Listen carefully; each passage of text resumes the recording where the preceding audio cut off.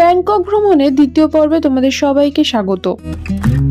রজনী pears বা রজনী ফেরিঘাট থেকে নেমে আমরা এগিয়ে চললাম গ্র্যান্ড প্যালেসের দিকে। মেট্রোর ব্লু লাইন ধরে এখানে সানামচাই এমআরটিতেও নামা যায়। গ্র্যান্ড প্যালেসে পৌঁছাবার এমআরটি হওয়ার জন্য সানামচাইকে দুর্দান্তভাবে সাজানো রয়েছে।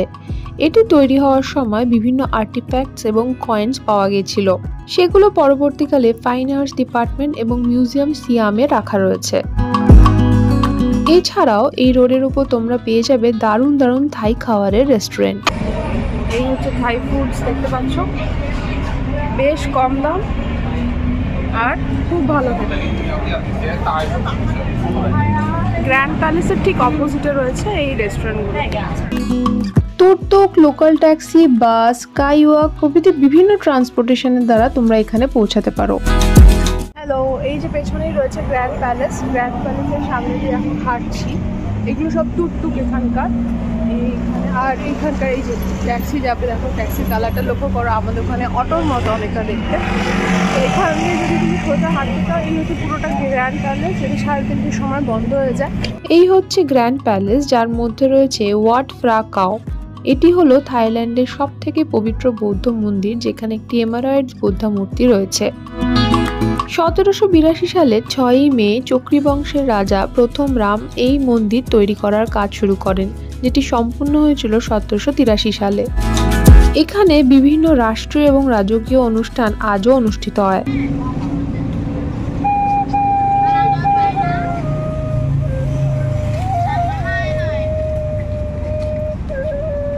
গ্র্যান্ড প্যালেস থেকে ওয়াকিং ডিস্টেন্সে রয়েছে ওয়াট ফো বা ওয়াট পোটারাম। হাঁটতে হাঁটতে রাস্তার ধারে এই ফুলুরির মতো স্ট্রিট ফুডগুলি দেখতে পেলাম, আর এইখানে বিক্রি হচ্ছিল কি জানি কি রকমের কাবাব। এই গ্র্যান্ড প্যালেসের পাশ দিয়ে হাঁটতে হাঁটতে আমরা এখানে চলে এলাম। রাস্তা পেরোলেই পৌঁছে যাব ওয়াট ফো বা ওয়াট পোটারামের কাছে। সকাল 8টা থেকে বিকেল 7:30 পর্যন্ত এই মন্দির জনসাধারণের জন্য খোলা থাকে। পার হেড 300 ওয়াট করে টিকিট কেটে ঢুকে পড়লাম ওয়াট ফো বা ওয়াট ফোটারামে। সামনে যে বিল্ডিংটি দেখা যাচ্ছে সেটির নাম বিহার বা বিহানে। এখানেই রয়েছে সেই বিখ্যাত রিক্লাইনার বৌদ্ধ মূর্তি। ম্যাপে ডিটেলসে কোন দিক দিয়ে তোমরা ঢুকবে, কি করবে সেটা বুঝে নেওয়া যায়। বিহার বা বিহানে ঢোকার মুখে এই সবুজ থলেগুলোতে নিজেদের জুতো ভরে নিজেদের ক্যারি করতে হয়। একদিকে ভালোই, জুতো হারাবার কোনো সম্ভাবনা নেই। 1832 সালে 15 মিটার উঁচু এবং 46 মিটার লম্বা থাইল্যান্ডের বৃহত্তম রিক্লাইনার বৌদ্ধ মূর্তিটি রাজা তৃতীয় রামা তৈরি করেছিলেন। 1688 থেকে 1703 খ্রিস্টাব্দে আয়ুত্থায়া যুগে রাজা ফেত্রাচার আমলে এই মন্দির নির্মাণ করা হয়েছিল বলে মনে করা হয়। 1767 সালে বার্মিজদের হাতে আয়ুত্থায়া ডায়নাস্টির পতন হলে রাজা তাকসিন রাজধানী থোনবুরিতে স্থানান্তরিত করেন। তখন ওয়াট ফোকে চাও ফ্রা নদীর বিপরীত দিকে ওয়াট অরুণের পাশে প্রতিস্থাপন করা হয়।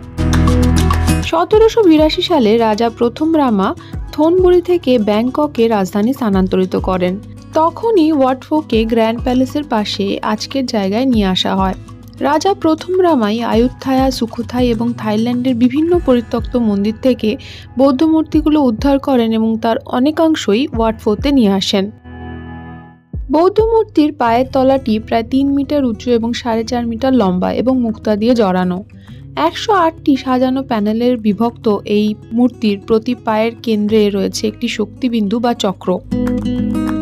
এই সুবৃহৎ রিক্লাইনার বৌদ্ধ মূর্তিটি তৈরি করেছিলেন রাজা তৃতীয় রামা। সম্পূর্ণ ওয়াট ফোকে সংস্কার এবং সম্প্রসারণ শেষ করতে তার সময় লেগেছিল প্রায় 16 বছর 7 মাস। বৌদ্ধ মূর্তির পেছন দিকে করিডোরে রাখা রয়েছে 108টি ব্রোঞ্জের বাটি, যা বুদ্ধের 108টি শুভ চরিত্রের প্রতিনিধিত্ব করে। বিভিন্ন দেশ থেকে দর্শনার্থীরা এখানে মুদ্রা ফেলেন এবং গুড লাকের কামনা করেন। 80,000 বর্গমিটার অঞ্চল জুড়ে গড়ে ওঠা এই ওয়াট ফো বা ওয়াট ফোটারাম এই নামটি এসেছে ভারতের বৌদ্ধগয়ার বোধিবৃক্ষের মঠ থেকে, যেখানে বৌদ্ধদেব জ্ঞান লাভ করেছিলেন। মনে করা হয় এটি ছিল থাইল্যান্ডের প্রথম পাবলিক স্কুল, তাই এইরূপ নামকরণ। ব্যাংককের বিখ্যাত স্লিপিং বুদ্ধাদের এখন রয়েছে, আর এই এরিয়াটা বিশাল বড়। এটাকে ঘুরতে মোটামুটি তোমার 8 ঘন্টা থেকে 45 মিনিট তো লাগবেই। আর এখানে আমাদের টিকিট করতে খরচ হচ্ছে 300 বাট। এখন যেখানে ঢুকছি তার নাম ফ্রা মন্ডপ বা হোত্রাই। এটি হলো বৌদ্ধ ধর্মগ্রন্থের একটি ছোট্ট গ্রন্থাগার। এটি জনসাধারণের জন্য উন্মুক্ত নয়। তালপাতার উপর খোদাই করা ধর্মগ্রন্থগুলো সংরক্ষণের জন্যই এইরূপ ব্যবস্থা। এটি রাজা তৃতীয় রামার দ্বারা নির্মিত হয়েছিল। গ্রন্থাগার পার করে চলে এসেছি ফ্রা রাবিয়াতে। এখানে প্রায় 400টি সোনালী রঙের বৌদ্ধ মূর্তি রয়েছে। ফ্রা উবোসোদকে ঘিরে রয়েছে এই ফ্রা রাবিয়াত। রাজা তৃতীয় রামার আমলে চিত্রলিপি এবং শিলালিপি দিয়ে জ্ঞানী বৌদ্ধ ভিক্ষুকেরা ইতিহাস, কবিতা এবং বৌদ্ধ ধর্মের বিভিন্ন তথ্য লিখে রাখেন এই মন্দিরের দেওয়ালে। সেই জন্য ইউনেস্কো থেকে এই মন্দিরকে মেমোরি অফ ওয়ার্ল্ড প্রোগ্রামের স্বীকৃতি দেওয়া হয়েছে। আধুনিক চিকিৎসা ব্যবস্থা আবির্ভাবের আগে 19 শতকের মাঝামাঝি সময়ে এখানে একটি চিকিৎসা কেন্দ্র ছিল। চিকিৎসা বিজ্ঞানের সাথে সাথে এখানে ধর্মীয় এবং সাহিত্য চর্চাও হতো। 1955 সালে থাইল্যান্ডের ঐতিহ্যবাহী ঔষধ এবং মাসাজের জন্য এখানে একটি স্কুল প্রতিষ্ঠিত হয়, যা পৃথিবীর প্রাচীনতম মাসাজ স্কুলগুলোর মধ্যে একটি। এই মন্দিরের ভেতরে পদে পদে তোমরা এরকম সুবৃহৎ বৌদ্ধ মূর্তিগুলো দেখতে পাবে। দাঁড়িয়ে আছি ফ্রা উবোসোতের প্রবেশপথে। এটি রাজা প্রথম রামা তৈরি করেছিলেন। এটি পুরো কমপ্লেক্সের কেন্দ্রবিন্দুতে অবস্থিত এবং এটি ফ্রা রাবিয়াত দিয়ে ঘেরা। ফ্রা রাবিয়াতে রয়েছে 400টির মতো সোনালী বৌদ্ধের এরকম মূর্তি। আমার সাথে ওয়াট ফো ঘুরে বেড়াতে তোমাদের কেমন লাগছে অবশ্যই কমেন্ট করে জানিও। ভালো লাগলে ভিডিওটাকে একটা লাইক করে দিও। আমার চ্যানেলে নতুন হলে সাবস্ক্রাইব করতে ভুলো না। আর ভিডিওগুলো ইনফরমেটিভ মনে হলে বন্ধুদের সাথে শেয়ারও করতে পারো। যে কোনো জায়গার ভৌগোলিক এবং ঐতিহাসিক জিনিসগুলো জানতে আমার বেশ ভালো লাগে, তাই জন্য ভিডিওগুলো আমার মতো করে তোমাদের সামনে তুলে ধরি। এখানে সোনালী তামার মিশ্রণ দিয়ে তৈরি একটি সোনালী বৌদ্ধ মূর্তি রয়েছে, যেটিকে আয়ুত্থায়া আমলে তৈরি বলে মনে করা হয়। বৌদ্ধ মূর্তির মাথার উপর রয়েছে থাইল্যান্ডের ঐতিহ্যবাহী একটি ছাতার নকশা।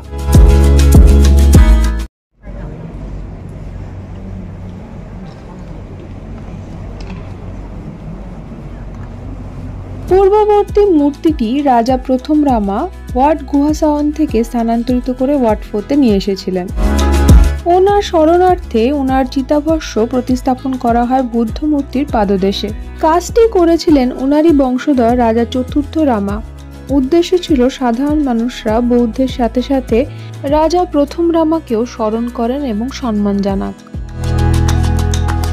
আগেই বলেছি এইখানে ধর্ম, সাহিত্য, বিজ্ঞান সম্পর্কীয় নানাবিধ বিষয়ে চর্চা করা হতো প্রাচীনকাল থেকেই।